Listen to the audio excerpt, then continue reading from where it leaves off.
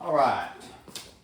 Welcome to Unfiltered. This is a side note. If you are enjoying these unfiltered videos and they are helping you, then one way that you can help me out is by pressing the like button, subscribing to this channel, and leaving comments below. When you do that, it helps to push me out into the algorithm, and for that, I am truly grateful. It helps this channel to grow. The other day, I was watching a podcast and I was watching an interview from Arsenio Hall. Apparently, he has recently wrote a book, and he was discussing this book in this interview. And there's this one part in this interview where he discusses this thing that he did with Richard Pryor. He said that he was broke. He didn't even have a car. He said he was going from comedy club to comedy club, and he was trying to build up his name and his reputation. And he kind of knew Richard Pryor. And he said, you know, sometimes you meet these famous people and you say the wrong thing. You meet your heroes and you say the wrong thing. And Arsenio Hall had saved up enough money that he got himself a condo. And he didn't have a car, but he got himself a condo in between two comedy clubs so he could walk from one to the other. And he sees Richard one day, and him and Richard Pryor have this conversation, and he says to him, Richard, I just got myself a condo. And then he said, well, Richard Pryor says something after that I was not expecting. And he says, Richard Pryor goes, oh, really? Well, I would like to see it. Well, what Richard Pryor didn't know and what Arsenio Hall knew is that he had a condo, but he had no furniture. He had nothing in his house but a boombox. Nothing, no couches, nowhere to sit.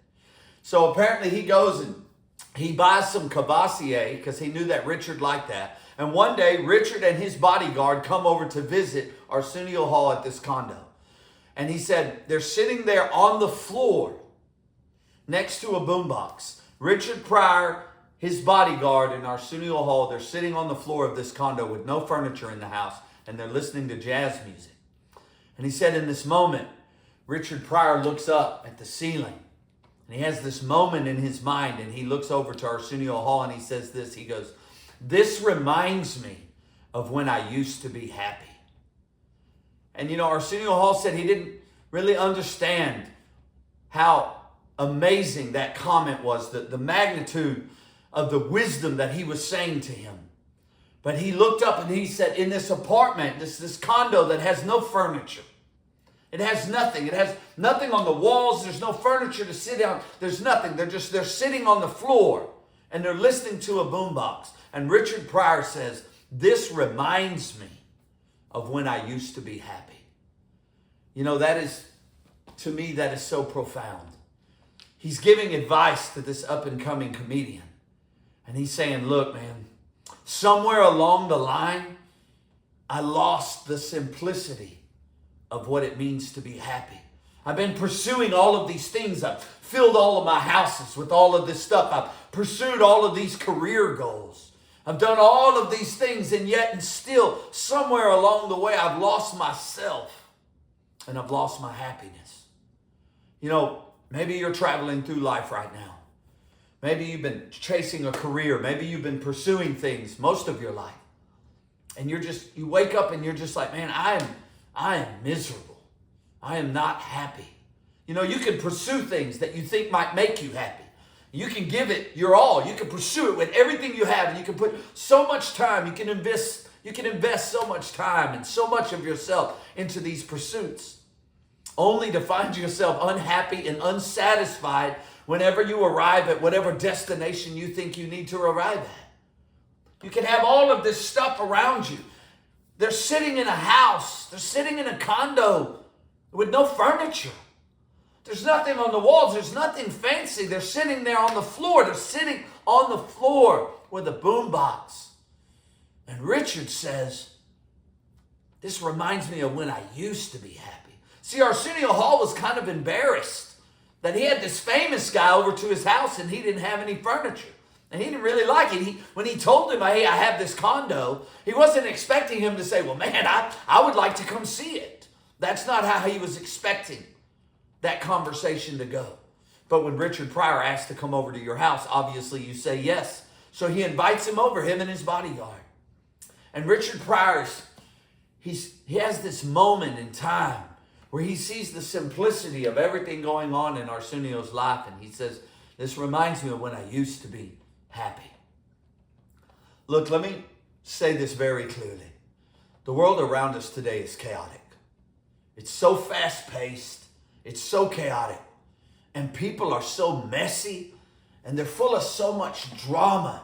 You go to family gatherings and people start arguments. You go pick up your kid from school and you're having an argument with some lady in front of you. There's so much tension, so much stress, so much drama. People are looking at their phones all day, watching videos, trying to be like other people, pursuing their happiness. But the thing is, the people in those videos are no more happy than you are.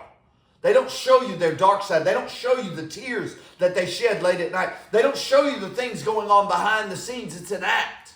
We take pictures of every single moment of our life. We meet someone and we take 1,000 pictures. Look, we're in love. Now we're getting married. And then when the divorce happens, now everyone has an opinion because you've let everyone into your life to know every detail about your life. I want you to know something that is dangerous. It is dangerous to expose the world to every single detail of your life. It will come back to haunt you, and they will use it against you. Some things are meant to be private. Some things should be just between you and your spouse, but instead, we feel like in order to make ourselves feel important, we have to share everything with the world. One thing I have learned about my life right now is I keep it very simple. This house that I live in, it is the first house I've ever lived in that is a home. This house has peace in it. This house has joy in it. I'm not into petty arguments.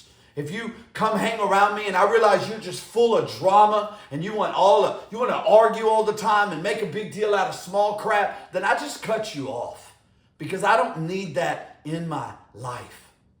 I don't have alcohol to lean on anymore. I don't have substances to lean on anymore. I don't have that quick instant fix. So in order for me to be happy, I'm going to have to eliminate all of the drama and the nonsense that people love to bring with them everywhere they go. See, we carry with us an atmosphere.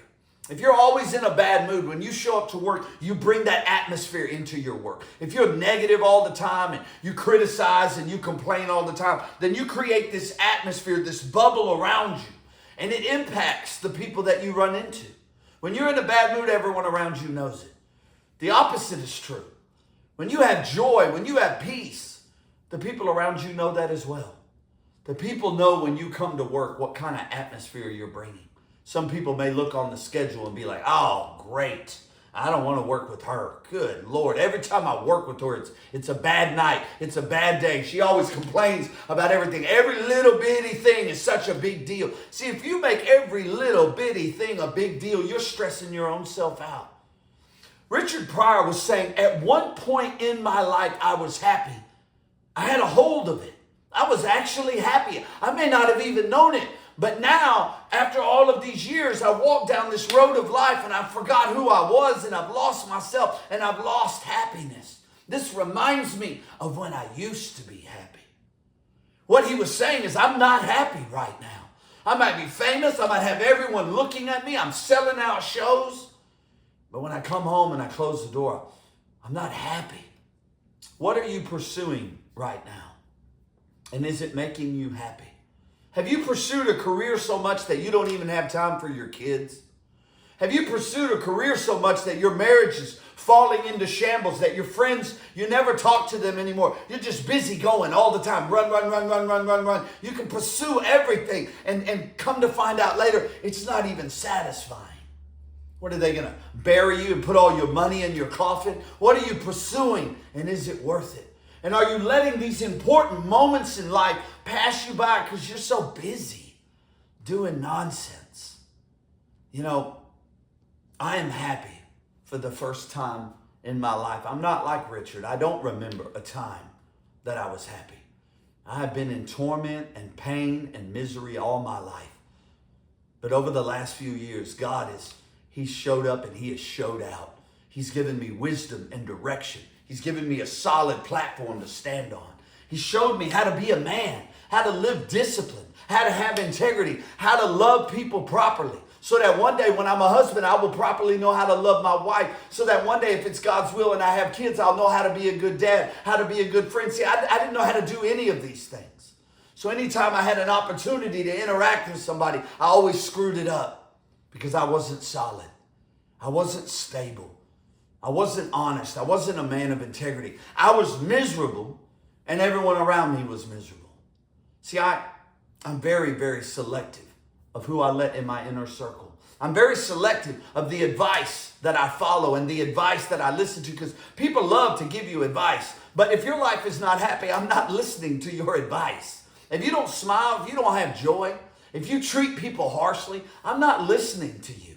I don't really want to be your friend. I'd rather have a few select friends that have integrity and that actually love me than be surrounded by a bunch of nonsense. I've come too far to put up with nonsense.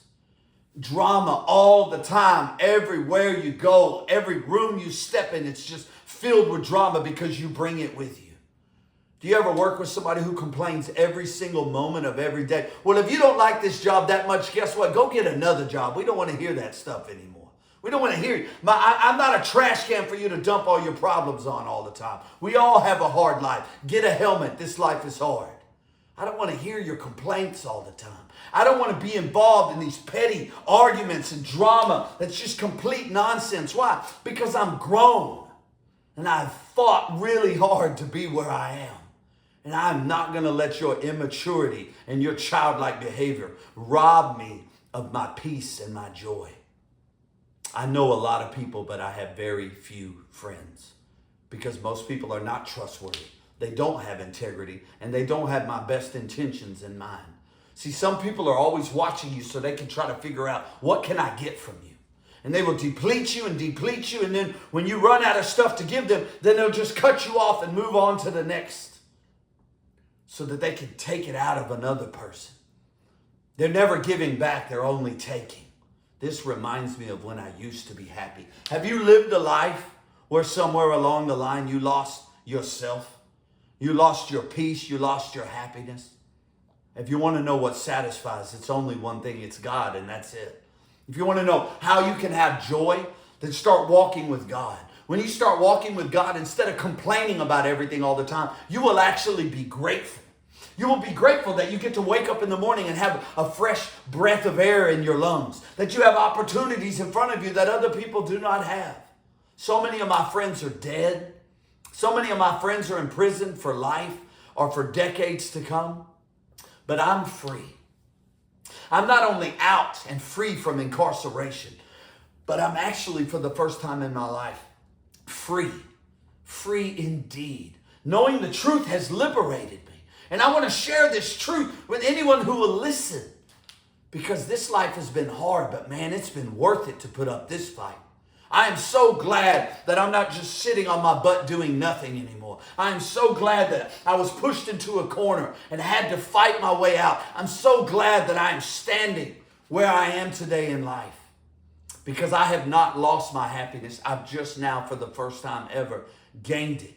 And I'm trying to retain it. I'm trying to keep it. I'm trying to hold what I have. I've covered this ground. God has given me this ground that He has blessed me with to cover. And I want to keep it. I don't want to lose any ground.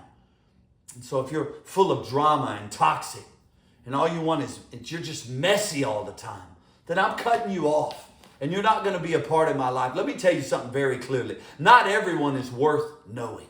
Period. You don't have to know everybody. You don't have to share your life with everybody because it's going to come back to haunt you. Not everyone is worthy to be in your inner circle. And sometimes you've let people in your inner circle that you're going to have to cut off, or they're going to cause you damage and danger in the future. Be aware of the people that surround you. If you've lost your center, if you've lost your focus, it's time to get back focused on God. It's time to put Him first and let all of the nonsense fall to the wayside. It's time to start pursuing things that actually create joy. And the number one most satisfying thing that I've ever done in my life is helping another person, asking nothing in return. Helping someone out, asking nothing in return. It's the most satisfying. It's better than any high or drunk that I've ever had. If something is missing in your life, maybe you're thinking too much of yourself, and maybe it would be amazing if you actually thought of someone else for a change. If you went out of your way in your busy week to actually do something for someone else. Are you like the story of the Good Samaritan? Are you the priest and the Levite who sees someone hurting, but yet you just keep walking by because you're so busy? Do you ever take time to unplug and embrace the moment? See, these types of things, helping other people, putting God first, being grateful, these things create happiness. They make you look in the mirror and be satisfied at the man or woman who looks back. Have you lost yourself along the way? What is important to you? God is the reason that I have joy. If I didn't have joy, if I didn't have peace, if I didn't know God, then not only would I not be sober, but I would probably be dead right now. He has carried me and brought me to where I am today. And like I said in the last video, I feel an obligation to share this with all of you. If you're going through a hard time right now, know that God will carry you through. If you have lost your happiness, then it's time to cut off all the nonsense and all the things that you are pursuing that mean nothing and get back focused on God. If you've gotten off track, make a course adjustment and get back on track. Richard Pryor said, look, the house that has no furniture, that just has a boombox playing jazz as we sit on the floor, this reminds me of when I used to be happy. What is happiness to you? What is joy? Are you pursuing something that later is just going to frustrate you when you realize it really wasn't what you thought it was going to be? If there are people in your life that are beating you down, cut them off. Walk alone for a season so you can meet better people. These are difficult choices, but if you ever want to be happy, that's your responsibility. No one is going to pick you up. You're going to have to pick yourself up. God and you are the only two that are going to make this happen. If you're waiting for something to fall out of the sky to give you joy and happiness, that will never happen. You're believing a fantasy. But if you have the revelation and understanding, I need to get up and do something because I'm not happy right now. He said he used to be happy, but he wasn't happy now. And the simplicity of this apartment with no stress and no worry in this moment where we're sitting on the floor listening to jazz, this reminds me of when I used to be happy. God's joy is amazing. Keep it simple. You're making things too complex. You're watching too many videos. You're online too much. You're focused on what other people are doing, and you're not enjoying life and enjoying the moment. And you will look back in regret because the one thing you don't get back in life is time. After you get out of your 20s, you wake up and you say, man, is it my birthday again? Time just falls through your hands like sand. What are you pursuing? What are you giving your all towards? God is here and he alone will make you happy. Have a wonderful night.